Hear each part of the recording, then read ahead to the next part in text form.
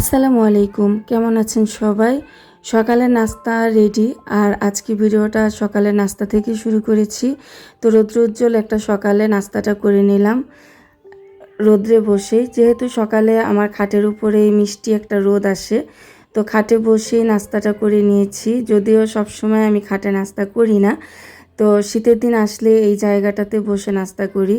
আমার ভালো লাগে রোদ পোহাতে পোহাতে নাস্তা করে নিতে। তো নাস্তা শেষ করে এই যে আমার বিছানার চাদরটা আমি চেঞ্জ করে দিচ্ছি, তার আগে আমি খাটটা মুছে নিলাম। খাটের এই যে কারুকাজগুলো, এর ফাঁকে ফাঁকে প্রচুর পরিমাণে ধুলা হয়েছে। তো ধুলাগুলো মুছে না দিলে একেবারে সাদা হয়ে ভেসে থাকে, দেখতে খুবই খারাপ লাগে। আর যেহেতু আমার প্রচুর পরিমাণে অ্যালার্জির সমস্যা আছে, প্রতিদিনই আমার এই ধুলাবালি মুছে পরিষ্কার রাখতে হয়, না হলে তো প্রচুর পরিমাণে অ্যালার্জি বেড়ে যায়। আর এই শীতের দিন আসলে না যেটা হয়, আমার সারাক্ষণ নাক বন্ধ থাকে, শ্বাস নিতে সমস্যা হয়। যতই ওষুধ খাই না কেন, তারপরে এই সমস্যাটা হয়েই যায়। তো আমি চাদরটা চেঞ্জ করে দিয়ে তারপর এই যে বিছানাটা খুব সুন্দরভাবে গুছিয়ে নিচ্ছি। আমি কয়েকদিন পর পরই চাদর চেঞ্জ করে দিই। এখন শীতের দিন খুবই ধুলাবালি রুমের ভিতরে আসে, আর আমার বাসাটা চারপাশে খোলামেলা হওয়ার কারণে ধুলাবালি আরও বেশি হয়।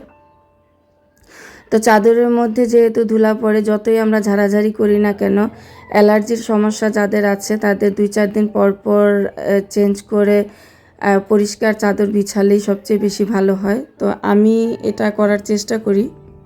তারপর এই যে সাইড টেবিলের ওপরে এগুলো একটু ঝেড়ে ঝেড়ে পরিষ্কার করে নিচ্ছি। অন্যদিন তো অফ ক্যামেরায় হলে মাস্ক পরে নিই, আজকে আর মাস্ক পরলাম না। আজকে একটু ধুলা কমই ছিল, কালকে জানলাগুলো বন্ধ করে রেখেছিলাম। তো সকাল সকালই এই যে আপনাদের ভাইয়া বাজারে গিয়েছিল, তো সংসারের বাজার কিছু নিয়ে আসছে, আর সেই সাথে বাসার জন্য বিস্কিট, চানাচুর এগুলো নিয়ে আসছে। তো এখন এগুলো আমি রিফিল করে নিচ্ছি।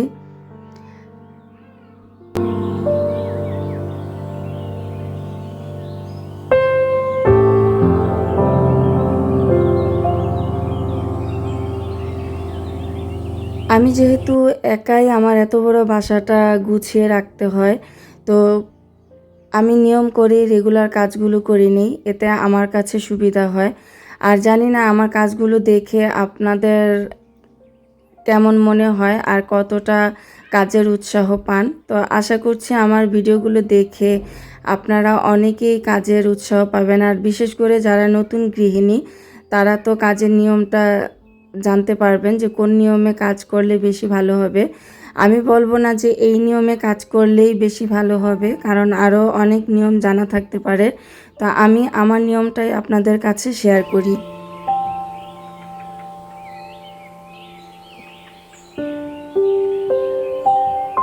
এক একজনের সংসার পরিচালনা ভিন্ন রকম হয়, তাই এক একজনের কাজও ভিন্ন রকম। তো আমি আমার কাজগুলোই আপনাদের সাথে প্রতিদিন শেয়ার করি। আমার সংসারে সকাল থেকে রাত পর্যন্ত আমি কি কি কাজ করি সব কিছু তো আর তুলে ধরা সম্ভব না। যতটুকু তুলে ধরা সম্ভব ততটুকুই আপনাদের সাথে আমি শেয়ার করি, শুধুমাত্র এই আশায় যে আমার কাজগুলো দেখে আপনারাও যেন নতুন করে কাজের উৎসাহ পান, অলস জীবনটা যেন দূর করতে পারেন। আমিও কিন্তু এখনও শিখছি, অনেকের ব্লগ দেখি, অনেকের অনেক রকমের কাজ আমার পছন্দ হয়, তাদের কাছ থেকে আমি অনেক কিছু আইডিয়া পাই। তো এক একজনের কাজ থেকে কিন্তু এক একটা জিনিস আইডিয়া পাওয়া যায়। সবার কাজ একরকম হবে না, এটাই সত্য। আর সব মানুষও একরকম হবে না। তো আমি কথা বলতে বলতে কিন্তু আমার ডাইনিং টেবিলটাও পরিষ্কার করে নিলাম, নিয়ে এই যে টিস্যু হোল্ডারে টিস্যু ছিল না, তো ওইটাতে কিছু টিস্যু দিয়ে দিলাম। আর এদিকে হাত মোছার যে তাওয়ালটা, এটাও চেঞ্জ করে ধুতে দিয়ে দিয়েছি। দিয়ে এই যে ঘরের কিছু কাপড় বারান্দা থেকে নিয়ে আসছি, এখন কাপড়গুলো ভাঁজ করে আমি যার যার রুমে ডয়ারে ডয়ারে রেখে দিব। এই কাজগুলি কিন্তু প্রত্যেকটা সংসারেই থাকে, প্রতিদিনই এই কাজগুলো থাকে। ঠিক একই নিয়ম, একই কাজ, একই সংসার, ঘুরে ফিরে একই রকম সব কিছু। তো তারপরও আমাদের জীবনটা এইভাবেই কাটিয়ে যেতে হয়, এইভাবেই আমরা কাজগুলো করে থাকি। তা আমার কাপড়গুলো কিন্তু সব ভাঁজ করা শেষ, আমি ডয়ারে রেখে আসলাম। এখন ড্রয়িং রুমটাও আমি একটু ঝেড়ে ঝুড়ে পরিষ্কার করে নিব।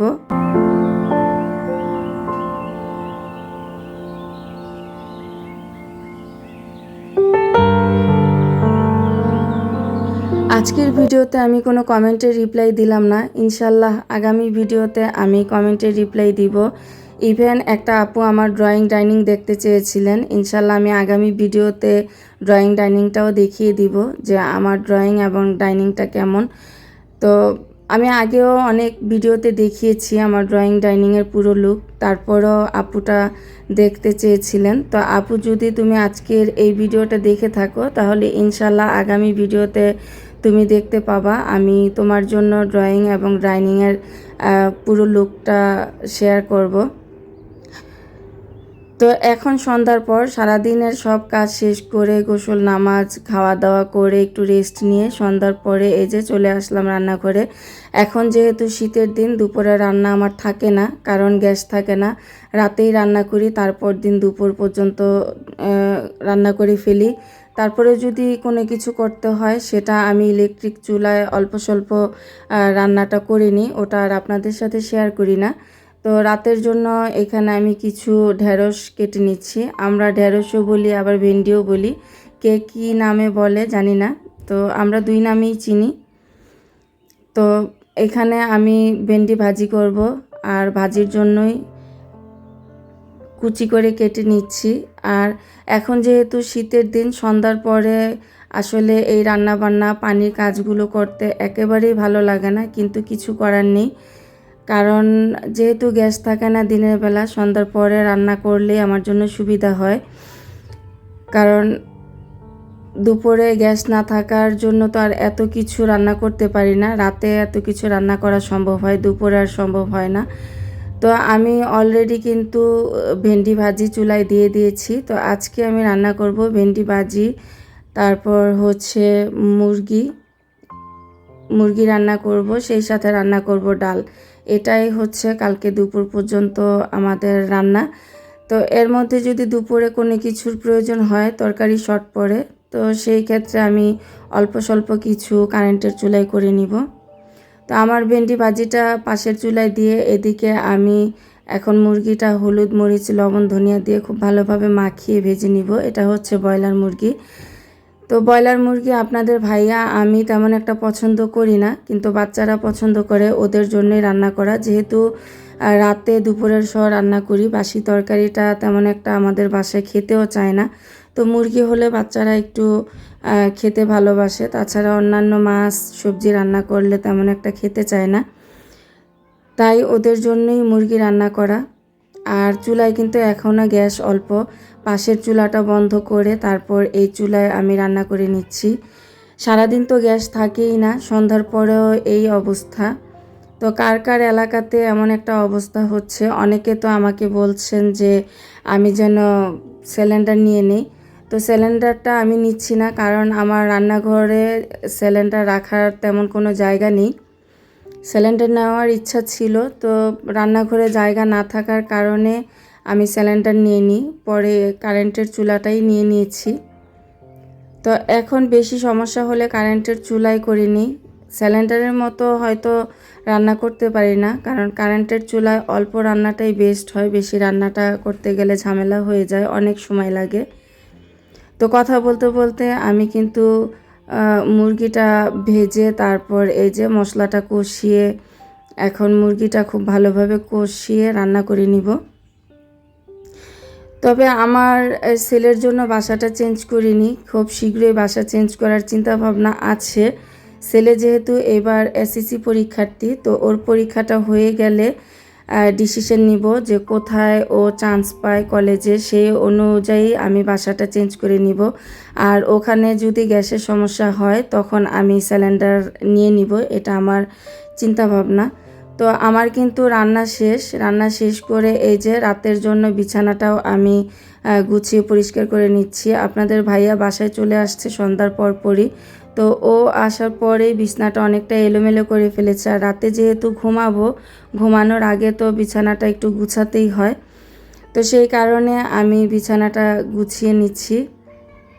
একেবারে রাতের জন্যই বিছানাটা গুছানো হয়ে গেল, শুধুমাত্র খাওয়া দাওয়ার পর্ব, টুকিটাকি কাজগুলো করে খাওয়া দাওয়া করে রাতে একটু হাঁটতে বের হই রেগুলার।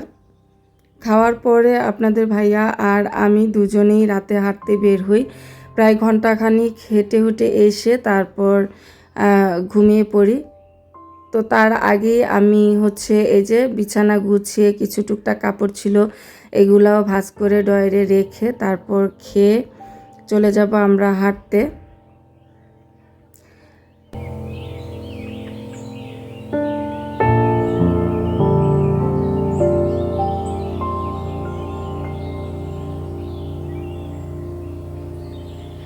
জানি না আমার ভিডিও আপনাদের কাছে কেমন লেগেছে, আমি কতটা ভালোভাবে ভিডিও আপনাদেরকে উপহার দিতে পারি তাও জানি না। আর এই যে দেখেন আমার ওয়ার্ড্রোব আলমারিতে কিন্তু কখনো ফাঙ্গাস পড়ে না।